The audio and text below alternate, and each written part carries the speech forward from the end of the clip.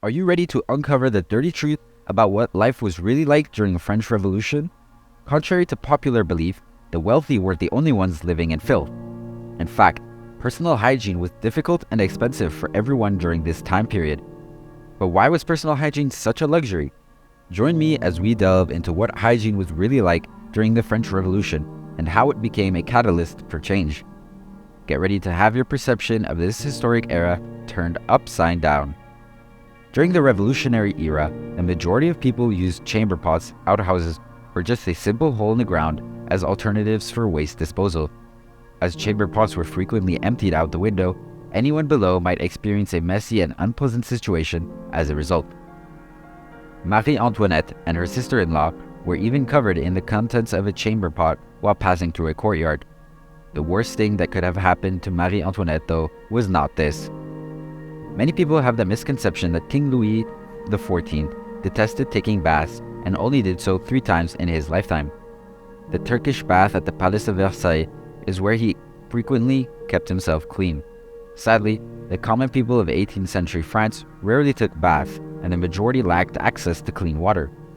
Even taking a bath was frowned upon because most people thought it would open the skin's pores and allowed all kinds of diseases to enter the body. It was also thought that bodily filth acted as a barrier between one and illness.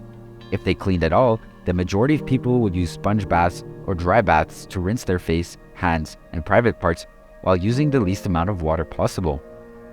The majority of people in the early 18th century did not care to take baths, and those who did have limited access to clean water, which led to everyone having a strong body odor. People would wear perfumes containing a variety of substances such as bear fat, viper flesh, and even bodily fluids to cover up the odor. The body was covered in the scents, and the hair was combed with them.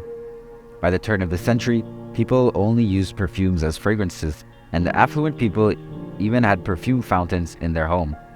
French nobility spent a lot of money on perfumes, with Marie Antoinette's favorite including vanilla, orange blossom, bergamot, lavender, and sandalwood. Aside from the smell, taking fewer baths resulted in other issues like lice, which spread illnesses like typhus.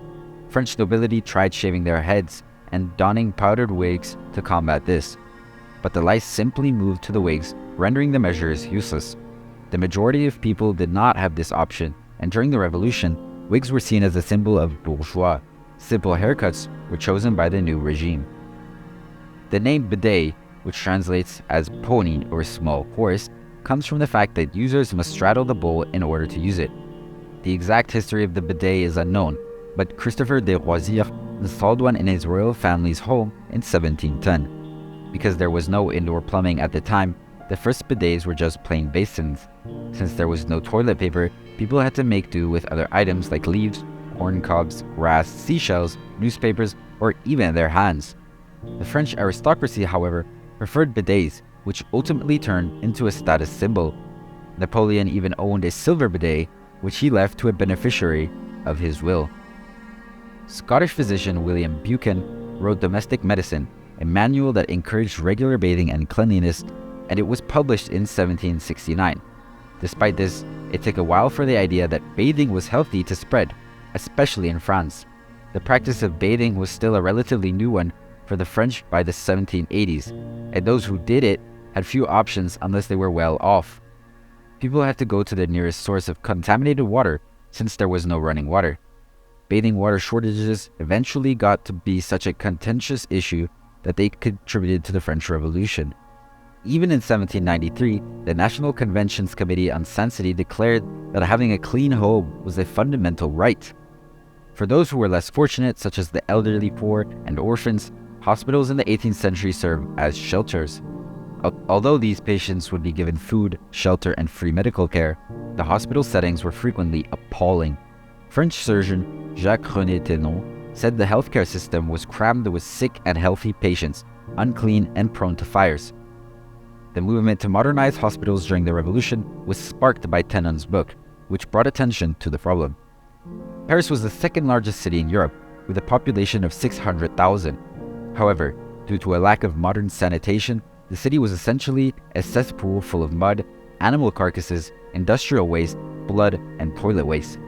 It wasn't until Napoleon III assumed the throne in 1852 that the city started to construct contemporary sewers and deal with the problem. Even though Versailles is frequently regarded as one of the grandest palaces in history, the reality for those who lived there was quite different. From 1682 to 1789, the palace was continuously built on a swamp. There was a lot of dust and dirt, and facilities were very limited. The 4,000 people who lived there would relieve themselves wherever they pleased, such as hallways and staircases, since only 9 of the palace's 700 rooms had anything resembling a bathroom. One visitor to the palace in 1764 said it smelled like a combination of dead cats, excrement, slaughtered pig, standing water, and mosquitoes. Menstruation was a strictly taboo subject in France during the Revolution, with Marie Antoinette as the sole exception. The production of a royal heir was thought to be her primary duty, so the ambassadors and courtiers were very cautious about her menstrual cycle. However, very little is known about non-royal people's menstrual hygiene habits at this time. The chaffoir and menstrual hygiene item are described in the 1700s Dictionnaire Sportif des Arts et Métiers, which was published anonymously. These were worn to control both menstrual and postpartum bleeding, and were made of several layers of linen that hung from a ribbon of fabric tied around the waist. It is interesting to note that at this time, menstrual hygiene products were made from a variety of repulsive substances, including dead cats, urine, excrement, butchered pigs, standing water, and mosquitoes. It would appear that even in France, hygiene was not always regarded as fine art. Syphilis first surfaced in 1495 and was known as the French disease due to the French siege of Naples at the time. Sadly, the disease remained a mystery for the next 300 years because of the poor state of medicinal science at the time. Mercury, despite being a cure that was frequently worse than the disease, was the most popular syphilis treatment during the American Revolution and was given through a variety of methods, including insertion into the urethra. An efficient treatment for syphilis wasn't created until the 1928 discovery of penicillin. People in the 18th century, regardless of gender, also wore a heavy lead makeup in addition to the direct injections of mercury into the urethra. Both men and women used a thick layer of white foundation on their faces before applying bright pink rouge in a round or triangular shape. Even though it was already known that lead was toxic and dangerous at the time, the French continued to use it to cake on their powdered cheeks. The makeup led to eye irritation, tooth enamel erosion, and even baldness, and might have fatal repercussions in some situations. Dental care was extremely subpar during the French Revolution, with most extractions performed by dentists and the majority of people allowing their teeth to deteriorate. Even King Louis XIV had all his upper teeth extracted by a zealous dentist, causing damage to his palate that made soup squirt out of his nose. Since most people had decayed teeth, smiling was discouraged. It wasn't until the turn of the century that it became more acceptable, causing a scandal when an artist depicted herself with a large grin in a painting. The first washing machine was created in England in the 1780s, but due to its high price, only private institutions or the wealthiest households could afford it. Using rocks or a washboard in rivers, people continued to hand wash their clothes. It was customary to make soap at home by heating animal fat and collecting ash, which was then turned into lye and mixed with the fat. Although primarily used in laundry, this soap was too abrasive for human skin. It wasn't until French chemist Nicolas Leblanc discovered a method for making soap in 1790 that it became more widely accessible to the general public and easier to manufacture. Thank you for joining me on this journey through the hygiene practices of the French Revolution. As we have discovered, personal hygiene was not a priority during this time period, and cleanliness was a luxury that only the wealthy could afford. It is fascinating to see how this lack of hygiene was a catalyst for change during the Revolution, leading to modernization efforts in healthcare, hospitals, and even city infrastructure. I hope this insight into the dirty truth of the French Revolution has given you a new perspective on this era. Thank you for joining us on this journey through the hygiene practices of French revolutions. If you enjoyed this video, please consider subscribing to our channel for more content like this, and don't forget to leave a comment below to share your thoughts and insights about the ancient Chinese hygiene practices. Thanks for watching, and we'll see you at the next one.